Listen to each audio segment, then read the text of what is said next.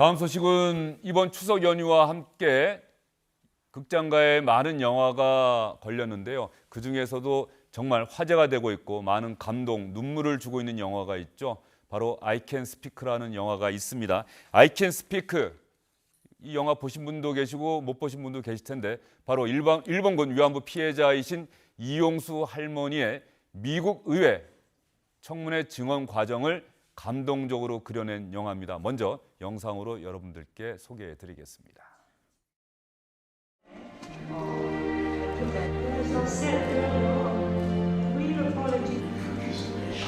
군인하고 그 여자애하고 들어와서 이렇게 어깨를 일어싸고 한 손으로 입을 막 푸고 군인은 뒤에 덩어리다가 뭘 이렇게 확 찌르면서 그냥 끌려갔습니다. 밤에 역사의 산 증언입니다. 꼭 이 얘기를 해야만 되는데 너무도 부끄럽습니다.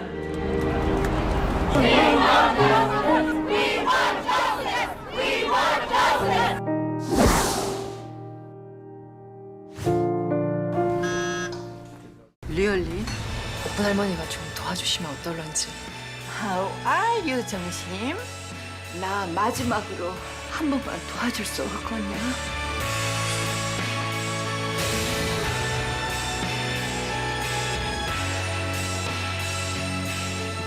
죄송해요. 네, 마지막 자막이 인상적입니다. 오랫동안 숨겨온 진심, 이제는 I can speak, 말할 수 있다, 이런 뜻입니다. 바로 영화 속에서 나문희 선생님께서 연기하신 나옥분 할머니의 실제 모델이시죠. 이용수 할머님, 올해 연세가 90이십니다. 그리고 I can speak를 직접 연출하신 김현석 감독님 두 분 스튜디오에 모셨습니다. 어서 오십시오, 할머님. 예, 어서 오십시오, 감독님. 나오셔서 감사합니다. 예. 혹시 이용수 할머님은 I Can Speak 영화 보셨어요? 네, 봤습니다. 예. 미국에서 봤습니다. 아, 미국에서 보셨어요? 예. 아, 미국에서 개봉을 먼저 하신 겁니까? 아니면은 국내 개봉 후에 일주일 후에 했습니다. 일주일 후에? 그때 또 할머님은 일정 때문에 미국에 가 계셨군요. 네. 예. 영화 보시고 뭐 그 전에 또 이현수 감독과 이야기도 나누셨겠습니다만 영화 보시고 어떤 마음이셨어요? 제가 평소에 마음이 있었습니다. 제가 이 얘기는 해야지, 할 수 있다 하는 걸 제가 있었는데 그 제목이 또 말할 수 있다는 게 예. I Can Speak 너무 마음에 들었습니다. 좋았습니다. 예. 조금 전 영상에서 보면 실제로 미국 의회 청문회 때 2007년 2월이면 벌써 10년 전입니다. 네. 이때 보면 제가 역사의 한 증인이고 꼭 이 얘기를 해야 하는데 너무도 부끄럽습니다. 이렇게 말씀을 하셨어요. 네. 이 부끄럽다고 말씀하신 게 그동안 이야기하지 못해서 부끄럽다고 말씀하신 겁니까? 아니면 다른 이유가 있으셨던 건가요? 제가 위안부가 아닙니다. 이용수입니다. 예. 밤에 일본한테 끌려가서 대만 신주 가미가지 부대로 갔습니다. 예. 그래도 그것이 왜 그랬는지 그걸 몰랐습니다. 항상 그게 왜 그랬을까? 왜 그랬을까? 이걸 어디 가서 말할 수도 없고 하는 걸 마음에 간직하고 있으면서 내가 말해야지 하는 걸 생각하고 있었기 때문에 그 영화 제목이 말할 수 있다고 하는 걸 너무 좋았습니다. 예. 할머님 그 말씀하시기까지 정말 많은 용기가 필요했었던 거죠? 네. 말을 어디 가서 하겠습니까? 이제 부모님한테도 못하고 평생을 60, 70 가까이 그걸 지냈습니다. 하며 때문에도 그런 얘기를 해야 되겠다는 생각을 하고 있었습니다. 나는 해야지. 나는 할 수 있다 하는 걸 생각하고 있었기 때문에 영화 제목이 이렇게 알아주는구나 하는 생각에 너무 감동 깊어서 눈물을 흘리면서 잠을 못 잤습니다. 예. 지금 이용수 할머님 말씀하신 바로 이 내용이 우리 이현석 감독님이 영화를 직접 만들게 된 이유가 아닐까 싶은데요. 처음에 이 영화 만들어야 되겠다 생각하신 게 언제 또 어떤 이유에서입니까? 이 영화의 기획은 사실 그 제작사 대표님께서 한 2, 3년 전에 시작을 하셨고요. 저는 연출 제의를 받았을 때, 처음에 시나리오를 받았을 때 저는 아무 내용 모르고 봤었는데 그냥 뒤로 갈수록 그 영화 속 그 남은희 선생님, 나옥분의 과거가 밝혀지는 순간부터 이렇게 마술처럼 끝까지 읽었거든요. 그러면서 이건 있었죠. 그동안 이런 소재를 다룬 전공법으로 다룬 영화들이 있었는데 귀향이 대표적이죠. 그렇죠. 귀향이. 근데 이 영화는 조금 돌려 얘기하는 방식이잖아요. 그 지점이 너무 좋았고요.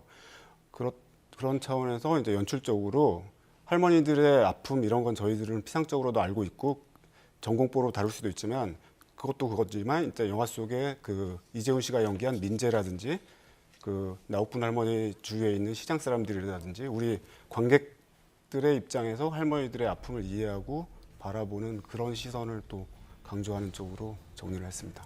그 영화 속에서 나옥분 할머니의 영어 공부를 도와주는 공무원 민재, 네네. 가상의 인물인 거죠, 이 부분은. 그렇죠. 예, 영화적 어떤 극적 감동을 위해서 네네. 도입한 일종의 약간 가상의 인물. 예. 그런데 사실은 그게 관객들의 마음을 탁 건드렸다 이런 평가가 나오는 것 같아요. 그러니까 그 실제로 이용수 할머님은 그 10년 전 청문회에서 한국말을 하셨어요. 근데 이제 영어로 그러니까 청문회에서 영어로 말하기 위해서 영어를 배운다. 이게 어떻게 보면 그 제작사 대표님이 처음에 이 영화를 기획했을 때 픽션의 그러니까 그 제 가장 큰 장점이었고요.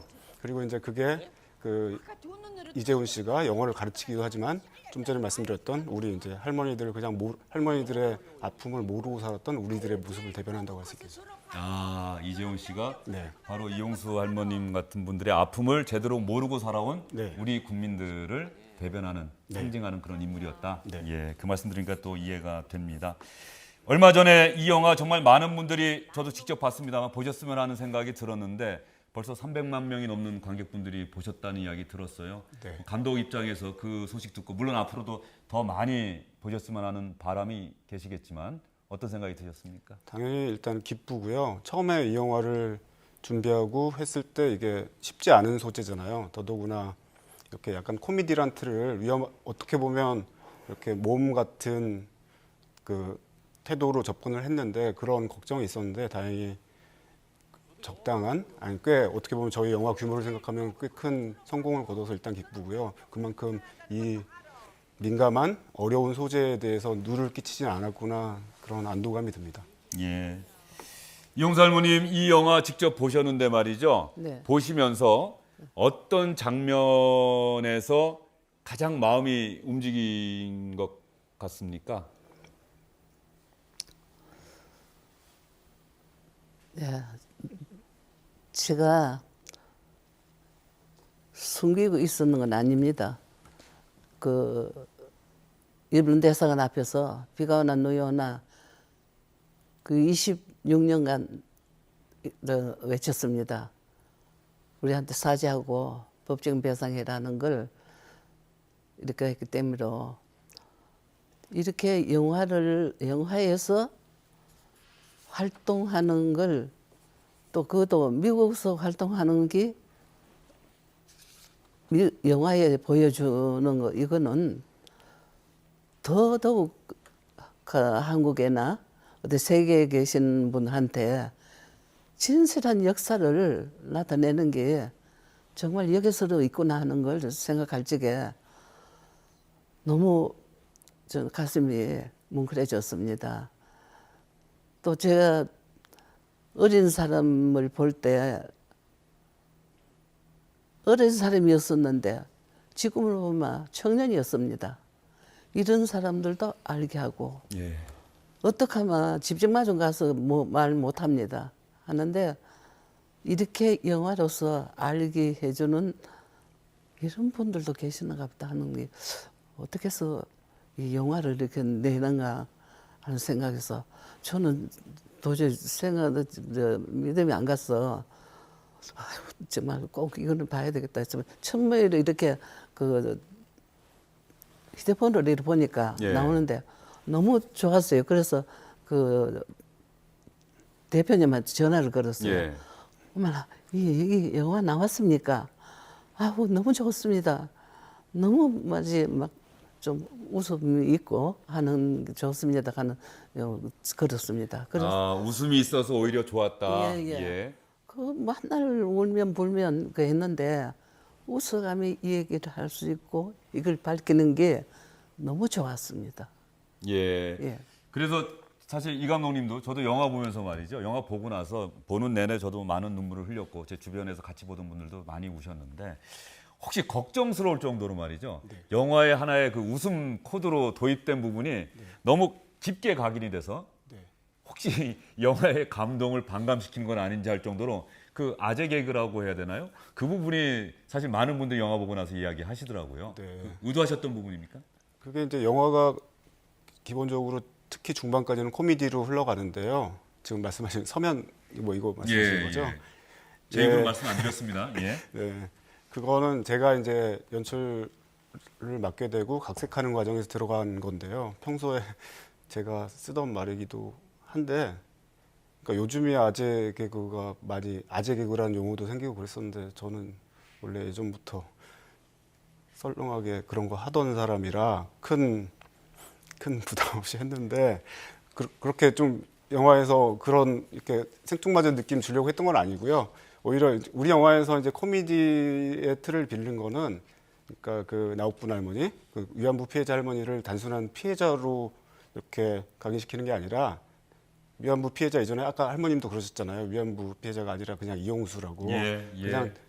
그냥 우리 곁에 있는 할머니라는 걸 그래서 이제 그 코미디가 어떻게 보면 그냥 일상적인 태도를 갖게 만드는 그런 도구라고 생각했습니다. 예, 저희가 사실 영상은 준비해 놨습니다만 이 부분은 영화 보시면 이해하실 수 있으니까 저희가 보여드리지 않을 거고요.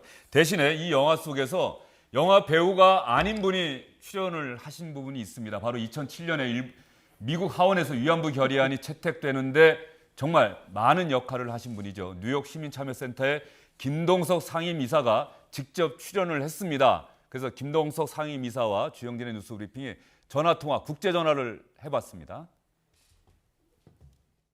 그 시나리오를 읽고서 영화에 나가면서 가장 크게 제 스스로 느끼고 좀 알아차리게 된 거는 할머니들이 증언자로 나서기까지가 굉장히 어렵고 굉장한 용기가 필요했던 거구나라는 걸 알게 됐고, 저는 영어를 가르쳐준 민재라는 그 젊은 공무원이 그 청문회장까지 와가지고 얼굴을 비추면서 이렇게 만나게 되니까 할머니가 거기에 용기를 얻어가지고서 아주 준비한 대로다가 이렇게 스피치를 하는 거 보고서 굉장히 눈물이 나오더라고. 사람과 사람 관계에서만 딱 잡으면은 어떠한 데 가도 이렇게 용기가 나올 수 있는 거구나라는 거를 느껴보고서 옆에서 봤기 때문에 굉장히 그 부분이 이 현지 촬영에서는 그 부분이 굉장히 감동적이었고 좀 울컥하고 눈물이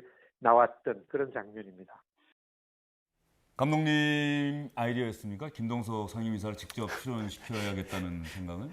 그게 원래 실제로 10년 전에 할머님과 함께 그 워싱턴에 가셨던 분이기도 하지만 처음에는 자문 구하려고 그때 어땠었는지 하려고 했다가 제작자분께서 저분 한번 출연시켜드리면 어떻겠냐고 그래서 원래 평소에도 이렇게 방송 같은 데 많이 나오시니까 카메라 앞에서 별 긴장 안 하시겠거니 하고 했다가 현장에서 이제 남우희 선생님한테 혼을 많이 나셨죠, 실제로. 근데 이제 그 김동석 이사님이 의미 있었던 게 실제 영화 속에 입고 나오셨던 양복이 실제로 10년 전에 그 HR 121 그 통과 당시에 입으셨던 양복이시더라고요.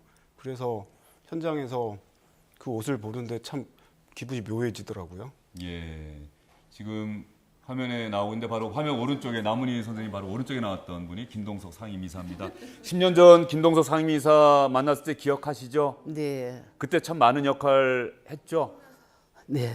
예.